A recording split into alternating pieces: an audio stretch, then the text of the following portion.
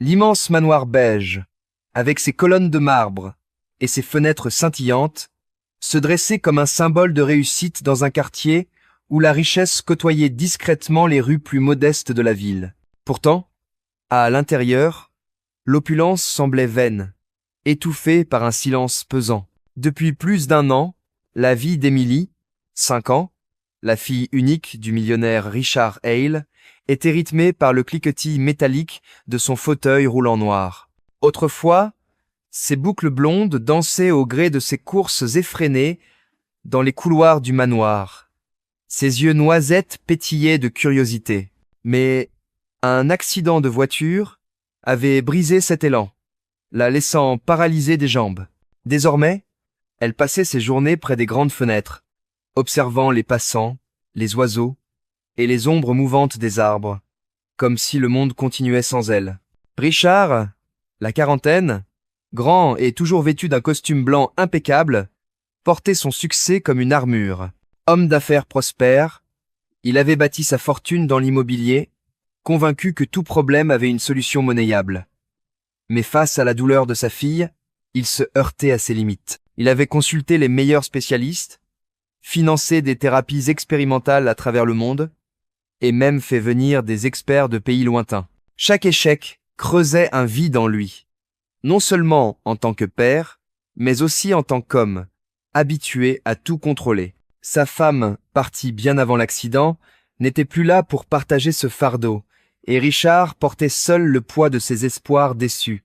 Un après-midi d'été, alors que l'air vibrait du chant des cigales et que l'odeur sucrée des jasmins flottait dans le jardin, Richard sortit pour rejoindre Emily.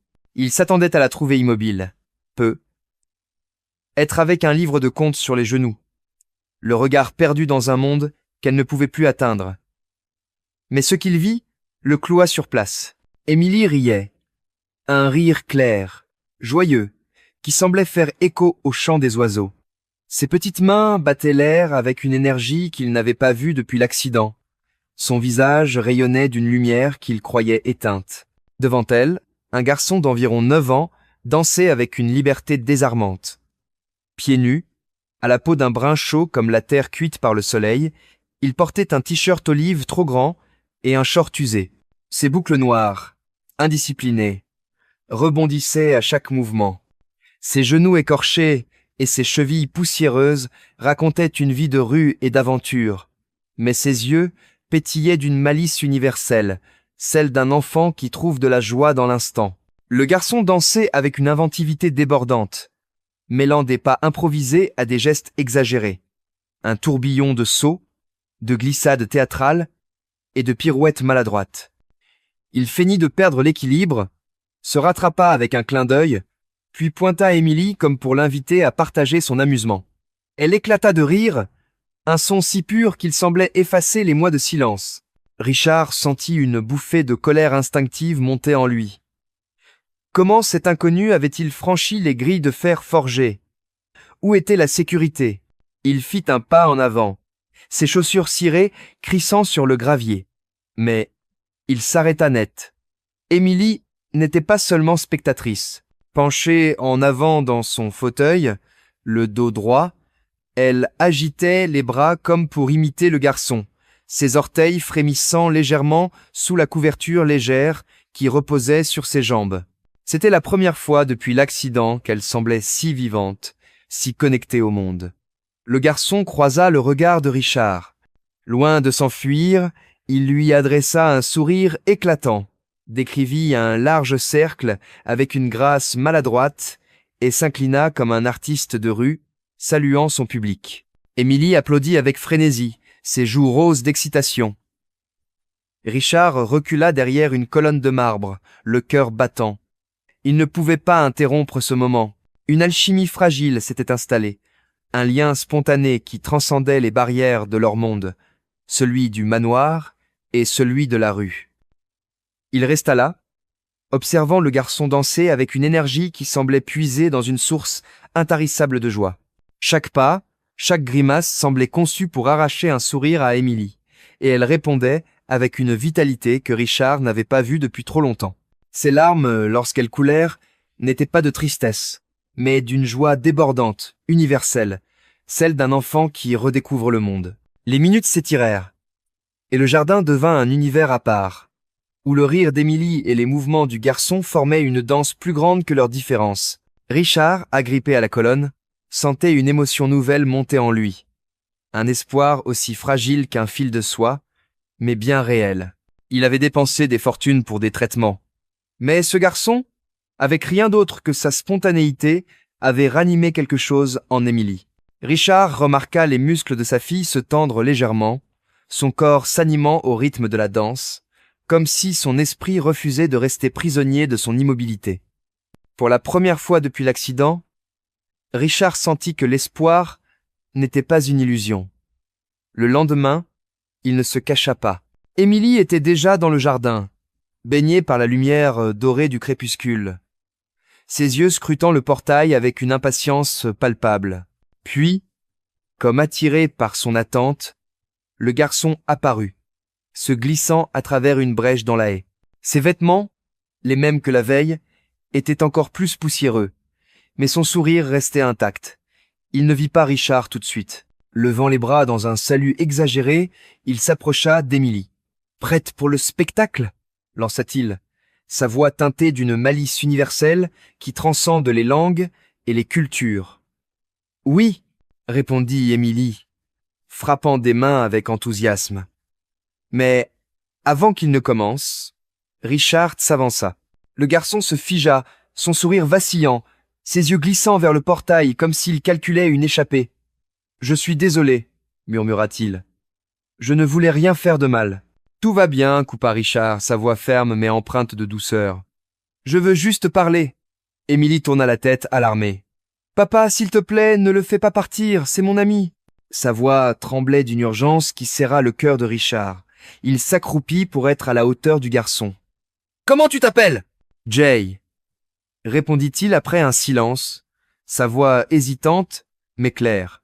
« Quel âge as-tu, Jay ?»« 9 ans. »« Je crois. »« Tu crois ?» Les yeux de Jay glissèrent vers Émilie, puis vers le sol. « Je n'ai pas de fête d'anniversaire ou de calendrier. Personne ne m'a jamais dit quand c'était. » Richard sentit une douleur sourde dans sa poitrine. « Où vis-tu » Jay haussa les épaules, un geste qui semblait porter le poids d'une vie entière, dans les environs.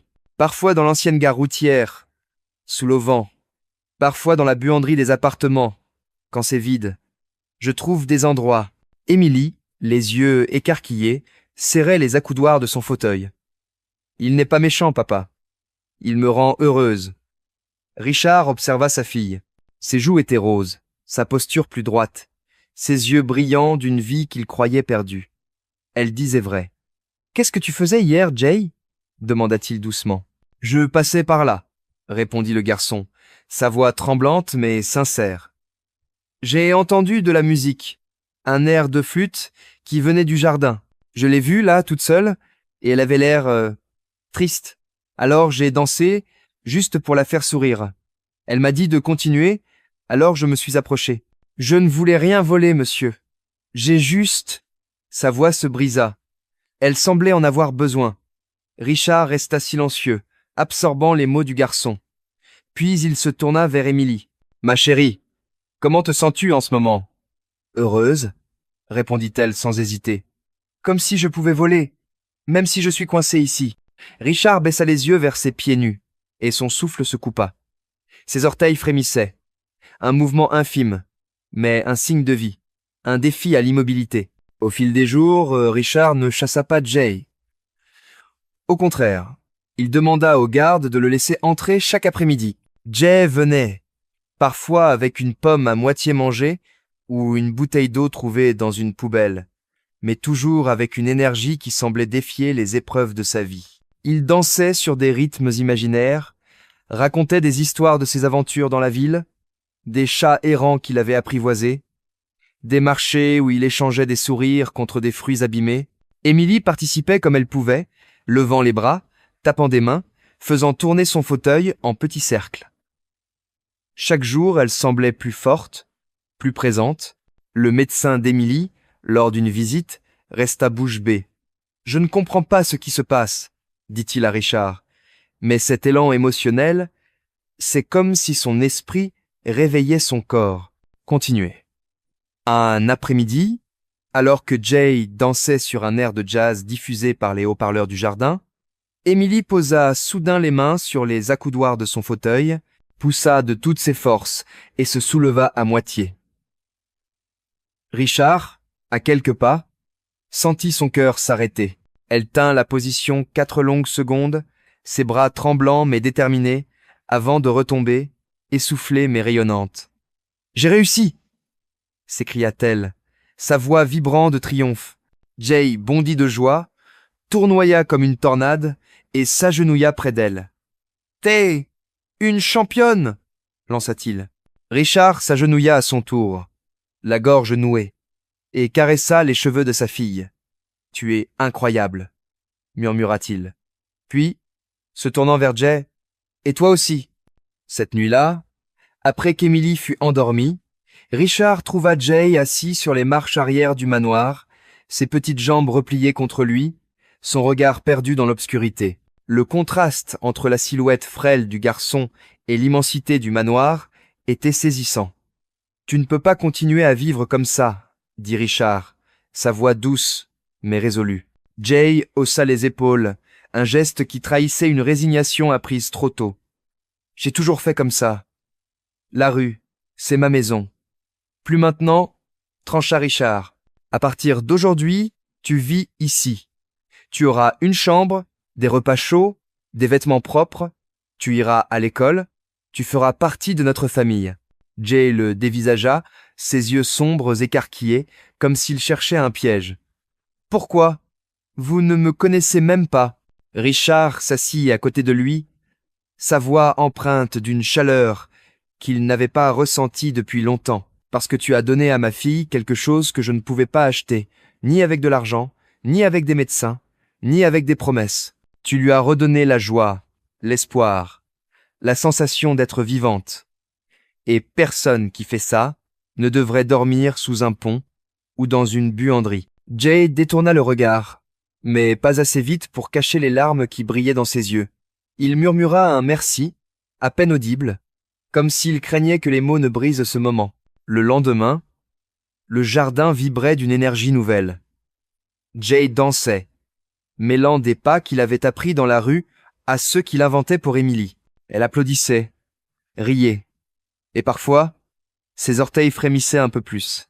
Richard observait, un sourire discret aux lèvres, sentant pour la première fois depuis longtemps que le manoir n'était plus une cage dorée, mais un foyer, un lieu où l'espoir pouvait fleurir, où les barrières entre la richesse et la pauvreté, l'immobilité et la liberté, s'effaçaient devant la puissance d'un lien humain. Si vous avez aimé cette histoire, n'oubliez pas de mettre un j'aime et de vous abonner pour encore plus d'histoires émouvantes, dramatiques et inattendues. Dites-nous dans les commentaires, d'où regardez-vous?